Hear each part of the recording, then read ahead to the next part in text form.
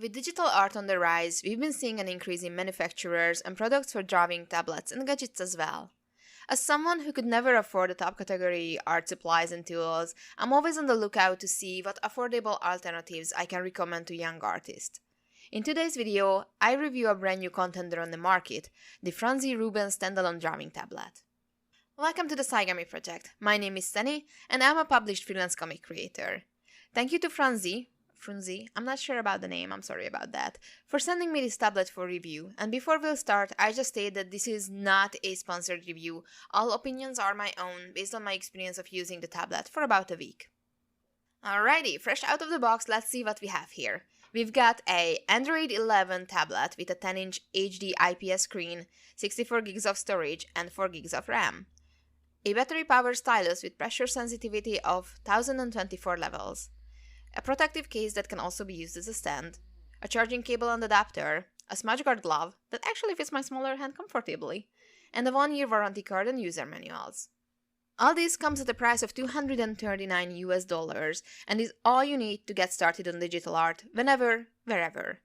As the name suggests, this is an actual standalone tablet, similar to an iPad, so you won't need any computers or stationary power sources to work with it, which is definitely one of the biggest pluses here. If you're still in school or travel a lot or just want to create digital art on the go or on the comfort of your bed, tablets like this are super convenient and comfortable to work with. But how well does this tablet work? Let's take a closer look at what we have here from an artist's perspective. Software. The tablet comes with some pre-installed drawing apps, but you can also get your software of choices from the Play Store, as there is now a nice range of drawing apps for Android. To my surprise, Clip Studio Paint is also available for this device and runs perfectly. In my opinion, CSP is hands down the best software for drawing on the market, especially for comics, so having it on the Frunsi RubensTab immediately made this review process much easier for me. Note, Clip Studio has a monthly subscription fee, but you can get some free trials to see if it's for you. There are also other great free apps available for this tablet, like Medibank, Krita, Concept, Canvas, Painter, and so on. You have 4 gigs of RAM to work with, so you'll be able to get some decent performance here, but I also wouldn't push it too far with enormous file sizes or going nuts with 3D models in Clip Studio. You also have 64 gigs of built-in storage that you can extend with another 120H, which should be plenty for your drawing needs. The display. We have a 10-inch HD IPS display plus bezels, which is a decent size to work with. As someone who's used to the Galaxy Tab's AMOLED display, this one feels a bit grainy and with duller colors, but it's also unfair to compare a budget tablet to the best display currently on the market. For the price category, the RubensTab has a pretty standard screen, but if you're working on a high-resolution artwork, I definitely recommend fiddling around with line stabilization to avoid pixelation. The screen is not laminated, so whenever you're drawing on it, there's gonna be a gap between the tip of your pen and your cursor. Nowadays, more and more drawing tablets tend to reduce this gap to provide a more natural drawing experience, but also remember that you can still buy Wacom tablets that will have the same gap and glassy feel. The tablet comes with a pre-installed screen protector, which is always nice, especially if you intend to draw a lot on your screen and want to avoid scratches, but it also can make the tip of your pen feel more plasticky against the screen. I honestly would recommend getting a paper textured screen protector to make the experience better, but it's also highly up to personal preferences. The pen. The RubensTab's pen is a sleek, heavy battery-powered stylus. The box comes with 2 batteries, so Frunsi got you covered for the first little while, but in the long run, you might want to look into getting rechargeable batteries for your pen. The stylus has 1024 levels of pressure sensitivity, which might sound low compared to the market standard 8192 or 4096, but it still gives you a decent enough control over your line weight. Additionally, apps like Clip Studio allow you to adjust your line stability and pressure control, so a bit of playing around in the settings can help you make more out of this stat too. The line quality is okay too, there's no shoelacing or weird blotches, but it isn't perfect either.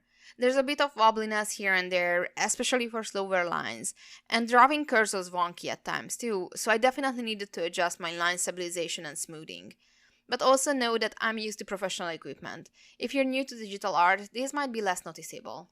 The reaction time of the stylus was snappier than I expected. I got a quick response whenever the tip of the pen touched the screen, even with lighter pressure.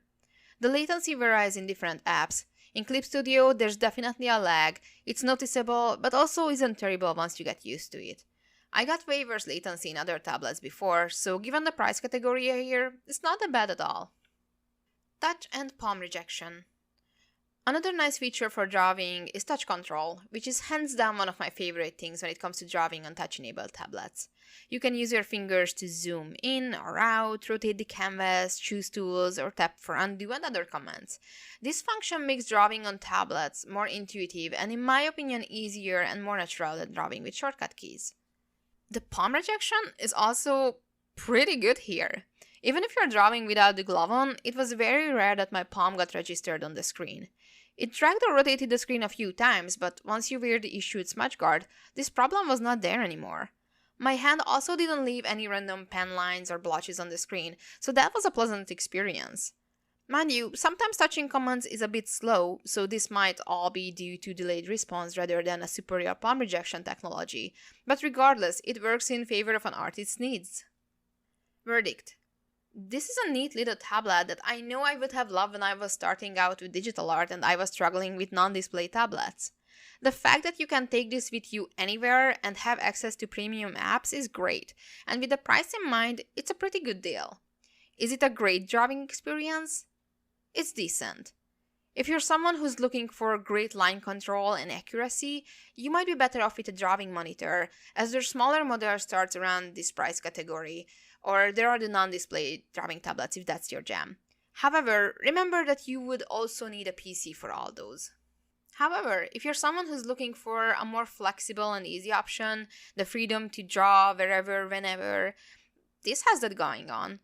There definitely are better tablets on the market, but unless you get lucky with refurbished models, the price Frunsi has here will be pretty hard to beat. Who do I recommend this tablet for? I think it's a great deal for beginner artists looking for a budget alternative, and for creatives just wanting to dab into digital doodling or coloring. The tablet is nice and sturdy, so it could be a great and safe fit for kids too. It can also be a decent on-the-go drawing alternative.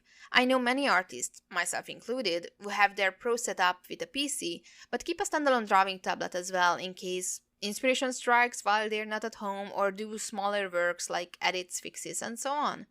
The fact that this tablet runs Clip Studio means you can sync and access your files even easier, so this can be a neat little extension for your studio. It also could be a good fit for students, as apart from drawing, you can use it for note-taking, ebooks, Zoom calls, games, whatever kids these days use tablet for. Summing things up, this can be an affordable starter tablet for folks looking for digital creative hobbies, young aspiring artists, and kids wanting to explore digital drawing without the restrictions of PC settings. If you think this tablet is a good fit for you or your friends and loved ones, you can find the links to purchase in the video description below. If you're using my links, I may earn a little percentage. It costs you no extra, but it's a nice alternative way to support this channel and my works, while you're getting the goodies for yourself. If you're unsure or have further questions regarding this tablet, just put them in the comments section below and I will be happy to answer them based on my experiences. I hope you find this review useful, and don't forget that I have my book Saigami Volume 1 coming out in bookstores on June 7th, and pre-orders can support my work tremendously. You can find links to that, my social media, and other content that might interest you in my video description box below. Thank you very much for sticking till the end, and I will be back with another video very soon. Stay safe and keep on making art that makes you happy. Bye!